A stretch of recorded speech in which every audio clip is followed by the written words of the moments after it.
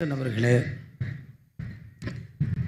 என்னுடைய அன்புக்குரிய சகோதரர், இந்த பகுதியினுடைய சட்டமன்ற உறுப்பினர் இனிகோ இருதயராஜ் அவர்களே, அதுபோன்று இந்த நிகழ்வில் கலந்து கொண்டிருக்கக்கூடிய அன்புக்குரிய பாஸ்டர் கைவல்யம் டேவிட் அவர்களே, பாஸ்டர் சாம் அவர்களே, மேடையில் அமர்ந்திருக்கக்கூடிய பெரியவர்களே, திரளாய் குழுவி இருக்கக்கூடிய அன்புக்குரிய சகோதர சகோதரிகளே, அன்புக்குரிய வாலிப நண்பர்களே, உங்கள் அத்துணை பேருக்கும் என்னுடைய முதற்கண் நன்றி கலந்த வணக்கத்தினை நான் உரித்தாக்கிக் கொள்ளுகின்றேன்.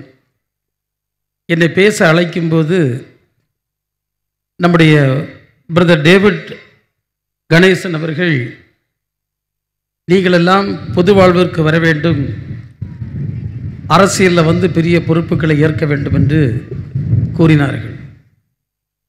உண்மையிலே என்னை கேட்பதற்கு ரொம்ப மகிழ்ச்சியாக இருக்கிறது. ஒரு ஊழியக்காரரிடமிருந்து இப்படி ஒரு வார்த்தையை நான் இப்போதுதான் முதலாக கேட்கிறேன். நான் கன்னியாகுமரி மாவட்டம் கருங்கல் பகுதியை சார்ந்தவர். என்னுடைய அப்பா ஒரு பாஸ்டர், அவர் ஒரு போதகர். நான் பள்ளியில் படிக்கும்போதே என்னை அரசியலில் ஈடுபடுத்தி கொண்டேன். அதனால் அவ்வளவு பிரச்சனை.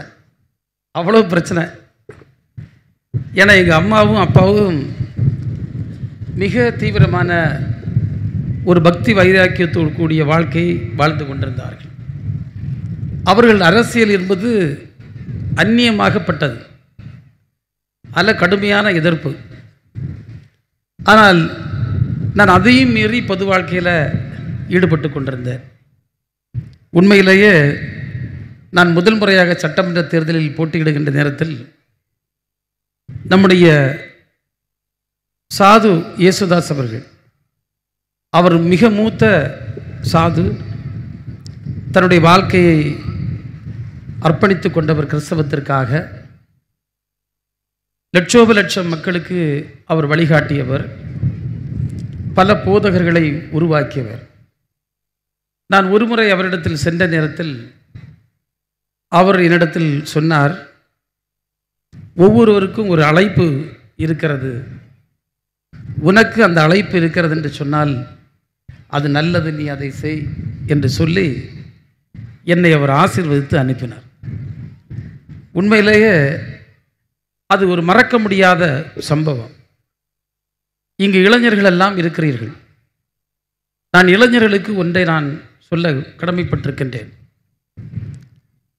என்னுடைய வாழ்க்கையில் நான் பார்த்தீங்கன்னா பல சவால்களை சந்திச்சிருக்கேன். பல சவால்கள், எண்ணி கூட பார்க்க முடியாத சவால்கள். பலர் நினைப்பாங்க இது இந்த கதையோட முடிஞ்சிடணும், ஆனால் ஒன்றுமே முடியாது. ஏன்னா நாங்கள் பள்ளிக்கூடத்தில் படிக்கின்ற காலத்திலேயே எங்கள் அப்பா அம்மாவும் பைபிள் வசனம் படித்து சாயங்காலம் ஒரு அதிகாரத்தை ஒப்படைக்கலைன்னா அன்னைக்கு சாப்பாடும் இல்லை, தூக்கமும் இல்லை. சாப்பாடும் இல்லை, தூக்கமும் இல்லை. இங்கே இருக்க சின்ன பையன் சிரிக்கா. நாங்கள் அப்படி படித்தோம், அப்படி அந்த கட்டாயத்தின் அடிப்படையில் படித்தோம். ஆனால் அந்த படிப்பு வாழ்க்கையில் ஒவ்வொரு படியிலும், ஒவ்வொரு சவால்களை சந்திக்கக்கூடிய நேரத்திலும், ஒவ்வொரு செயல்களை செய்யக்கூடிய நேரத்திலும் அதற்கு துணையாக, வழிகாட்டியாக, நமக்கு அதற்கேற்ற அறிவை தருகின்ற விதத்தில் அந்த வசனங்கள் இன்றைக்கும் நம்முடைய உள்ளத்தில், என்னுடைய உள்ளத்தில் பசுமரத்தாணியாக பதிந்து கொண்டிருக்கிறது. அதுதான் நமக்கு பைபிள் தந்திருக்கக்கூடிய ஒரு மிகப்பெரிய ஒரு அற்புதமான வரம் என்றே நான் கூறுவேன். எனவே அன்புக்குரிய இளைஞர்கள், இது ஒரு வாலிபர் முகாம். நீங்களெல்லாம் நிச்சயமாக பைபிள் படிக்கணும். நீங்கள் ஒரு முன்னுதாரணமாக இருக்க வேண்டும். அதுதான் இன்னைக்கு கிறிஸ்தவம் சொல்லுகிறது. பல இடங்களில் கிறிஸ்தவத்தில் தடுமாற்றம் ஏற்படுவதற்கு காரணமும் அது இல்லாதது தான் என்று நான் கருதுகிறேன். ஏனென்று சொன்னால் நான் உண்மையிலேயே இதை உணர்ந்தது, நேரடியாக என்னுடைய வாழ்க்கையில் உணர்ந்தது 1993 94 அந்த காலகட்டத்தில் எங்களுடைய மாவட்டத்தில் ஒரு கோவில் கட்டுவதில், ஒரு ஆலயம் கட்டுவதில் எழுந்த பிரச்சனை சம்பந்தமாக நான் கைது செய்யப்பட்டு சிறையில் இருக்க வேண்டிய ஒரு சூழல். அந்த நேரத்தில் ஒரு சில நாட்கள் ஒரு ஆஸ்பத்திரியில் அனுமதிக்கப்பட்டிருந்தேன். அது ஒரு அரசாங்க ஹாஸ்பிட்டல். அந்த ஹாஸ்பிட்டலில் இருந்த நேரத்தில் அந்த பேஷண்ட்ஸு என்ன நடக்குதுன்னு பார்த்துக்கிட்டே இருப்பேன். ஏன்னா ஃப்ரீயாக தான் இருந்தேன். அப்போது அங்கே ஒருவர் பணியாற்றி கொண்டிருந்தார். ஒரு சாதாரண ஒரு நண்பர். அவருங்க ஒரு நர்ஸாக இருந்தார். அதற்கான சம்பளம் எனக்கு கிடச்சிக்கிட்டு இருக்கு.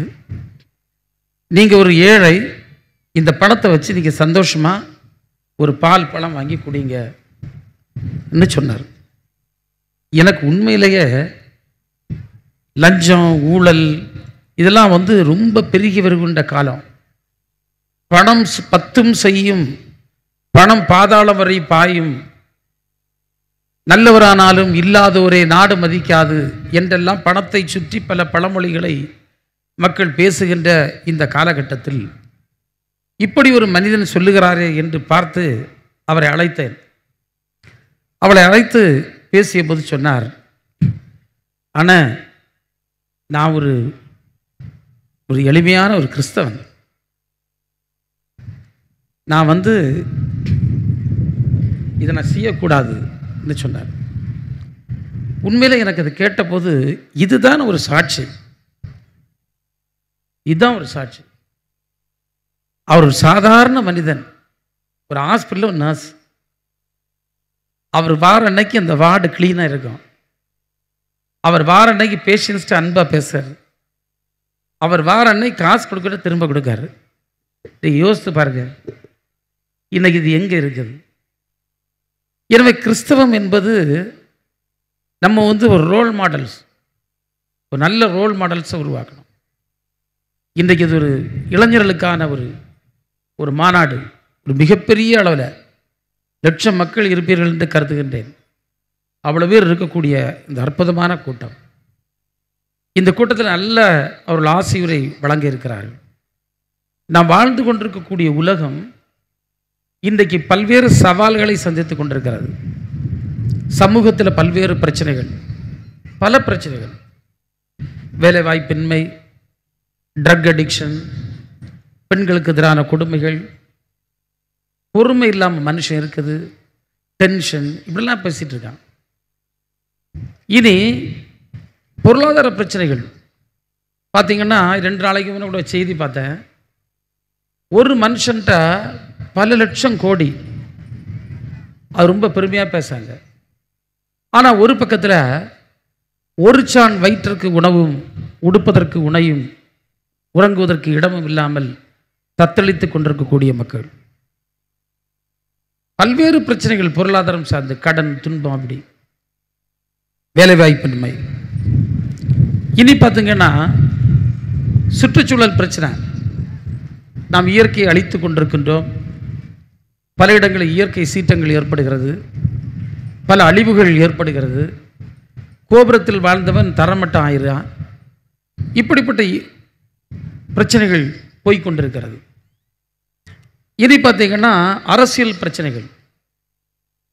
அரசியல் பிரச்சனைகள் நாளுக்கு நாள் எப்படியும் ஓட்டு வாங்குவதற்கு எதை வேண்டுமானாலும் பேசலாம், எதை வேண்டுமானாலும் செய்யலாம் என்கின்ற ஒரு நிலை வளர்ந்துட்டே வருது. அன்றைக்கு தலைவர்கள் எல்லாம் அன்பு பேசுகிறாங்க. இன்றைக்கு சுதந்திர தின விழா, காந்தியாக இருக்கட்டும், நெஹ்ருவாக இருக்கட்டும், அன்றைக்கு இருந்த வல்லபாய் பட்டேலாக இருக்கட்டும், அன்றைக்கு இருந்தவர்கள் அன்பு பேசினார்கள், அறம் பேசினார்கள், அறம் சார்ந்து வாழ்ந்தார்கள். ஆனால் இன்றைக்கு ஆட்சியில் அதிகாரத்தில் இருக்கக்கூடியவர்களே வெறுப்பை பேசி மக்கள் மத்தியில் கோடை போட்டு